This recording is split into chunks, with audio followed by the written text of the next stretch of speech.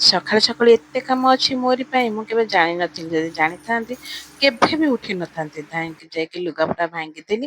ଭାଙ୍ଗି ସାରିଲା ପରେ ବାସି ମୁହଁଟା କଣ କଲି ଧୋଇଦେଲି ଭଲିକି। ଧୋଇକି ଆସିଲା ବେଳୁ ସାଙ୍ଗମାନେ କଣ କହିଲେ ସେଠୁ ଆମର ଝାଡା ବସି ପଡିଛି। ସେ ଏତେ ବଦମାସ ତାପରେ ତାକୁ କଣ କଲି ପୋଛି ପଛିକିରି ନେଇକି ଗଲି ଫୋପାଡିବା ପାଇଁ।